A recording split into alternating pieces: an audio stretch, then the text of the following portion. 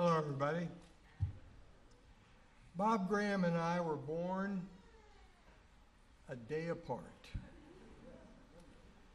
And he used to enjoy a story about the stork flight and dropping a package off here and a package off there. And since I was a day older, I contended every now and then that I was a day wiser, but I could never sell it. We grew up in Miami. We came to know each other as presidents of the student body of rival high schools. Miami High, Miami Edison. And it was a big deal. On Thanksgiving night, 40,000 people were in the Orange Bowl to see that Thanksgiving classic.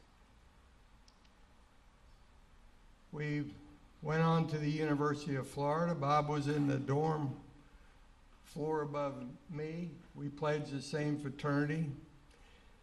Pledges in a fraternity are there to do the work of the fraternity without costing it any money.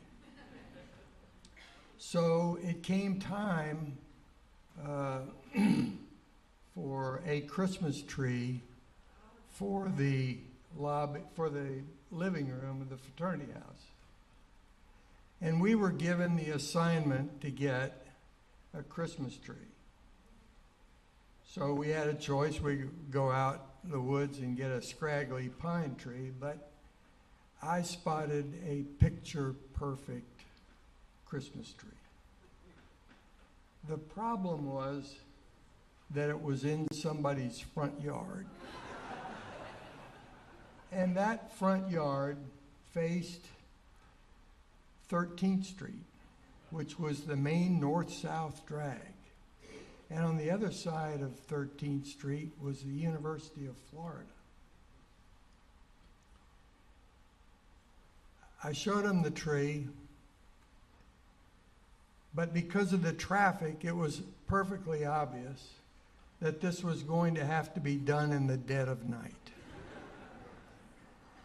And so, about 2 a.m. or 3 a.m., with our saws in hand, we slithered under that tree. And it had a trunk like I had never seen before. It wasn't a unified trunk. It had shoots, different shoots going up, and there was a fear that maybe if we cut this thing, it would fall into parts. At least that's what I was thinking. We weren't saying much. And then I think it dawned on both of us at the same time where we were and what we were doing. We were on our stomachs under this tree, facing 13th Street, within sight of the University of Florida Administration Building, where the office of the president was. And it came upon both of us about the same time. This was not a good idea. And we figured we'd better get the heck out of there, which we did. And the next day we got a scraggly pine tree from the woods without any particular approval from anybody in the fraternity. That was the first year. The second year, Adele Curry came from Miami Edison up to University of Florida, and Bob started dating Adele. And that worked out very well, as we know. The third year, the a beautiful girl from St. Petersburg, valedictorian of her class, came up and pledged the sorority that Adele was in. Adele, being the incurable matchmaker, felt that we were perfect for each other. She had always been looking out for me anyway. We had known each other. We went to the same elementary school, Miami Shores Elementary. And she thought it would be a great match. 65 years later, we can tell you she was absolutely right.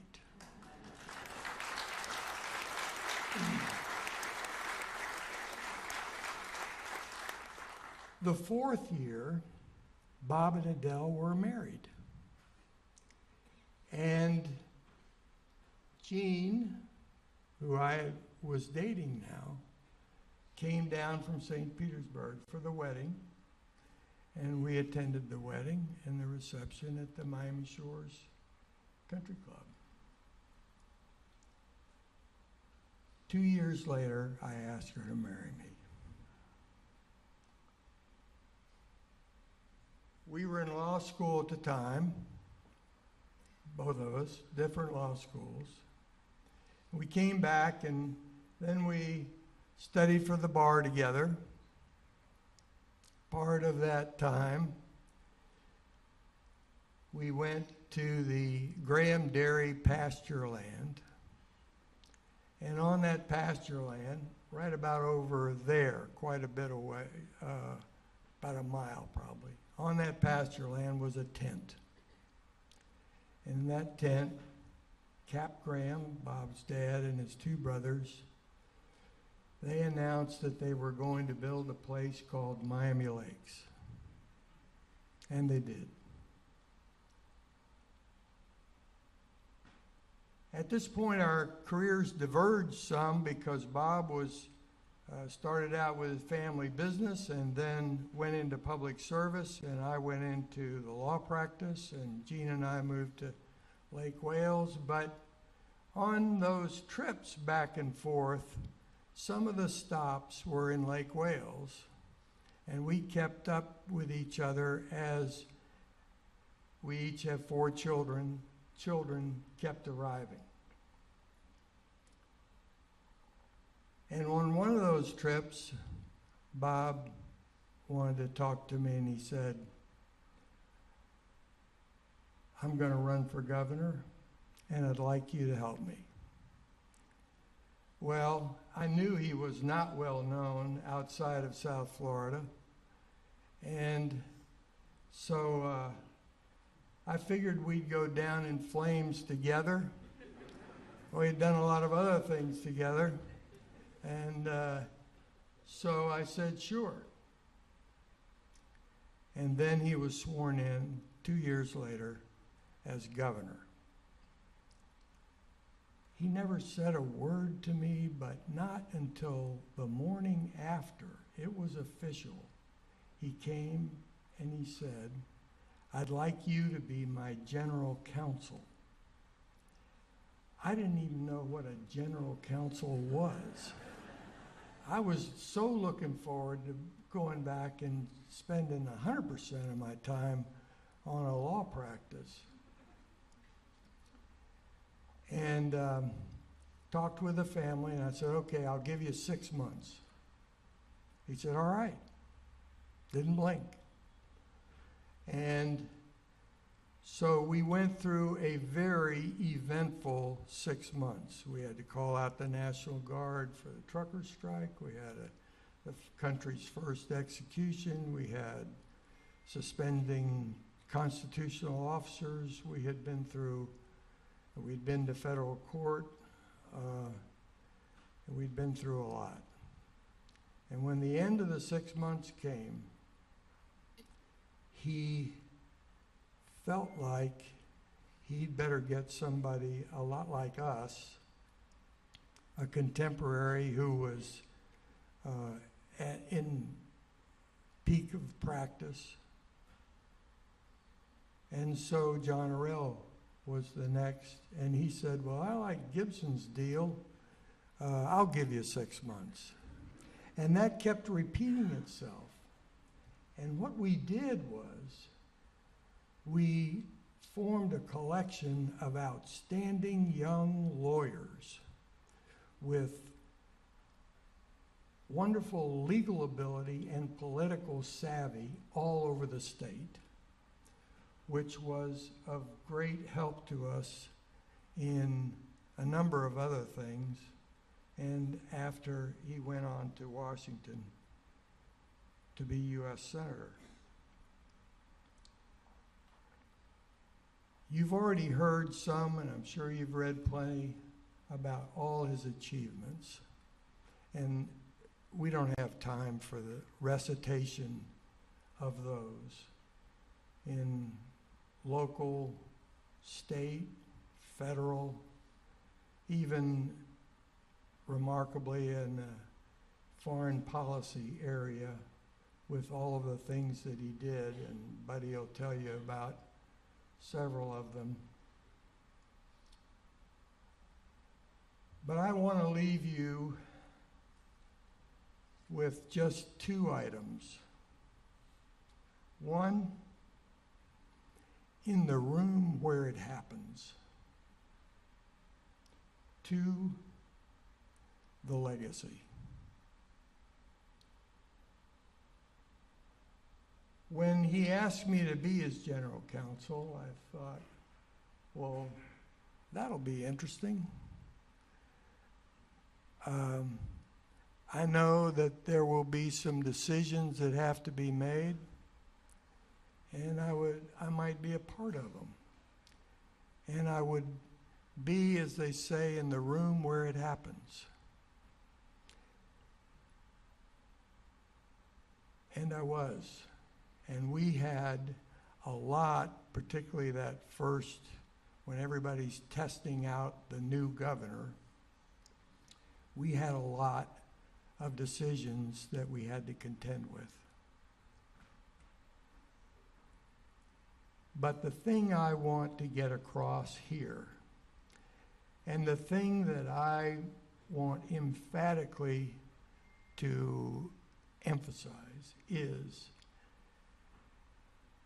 and to any historians that might be the future, what it was like to be in the room where it happens. There was no macho profanity. There was no agenda. There was no pettiness. There was no gossip. It was, how do we get to make the best decision for the best reason? It was that simple. Now, I want to make one point. You have all had Bob Graham has been in your company, or you wouldn't be here. Bob Graham was the same person in the room where it happens that he was outside the room where it happens. And since you knew Bob Graham and you have been exposed to him in his company, you have been in the room where it happens, because it was no different. The legacy. There are a number of Florida figures in history, politics. Some of them are a wide range. Some have been absolutely excellent. A few have been comical. It's a wide range.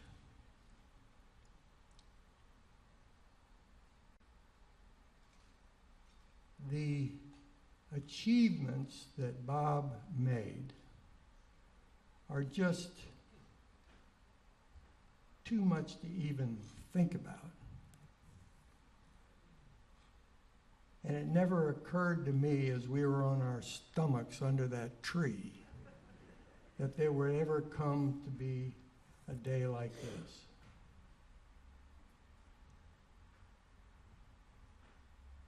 He clearly belongs in the top echelon of public figures in Florida history. And I think everybody would agree with that. But I'm going to go one step further. And this is just me. I think in that top echelon, there's a group that you might call statesmen. Statesmen with the skills and the respect that cross all boundaries. I think you will find Bob Graham in that group of statesmen. And I want to state a preference in that very small group. I think there's one that's at the top. And I think he is at the top, that one, because in good measure, he had the opportunity not only at a state, local, federal, but also in foreign policy.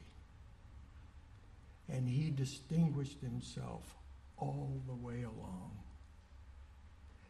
So I think the top person in that exclusive group is Bob Graham. And he loved his state of Florida. And we are all the better for it.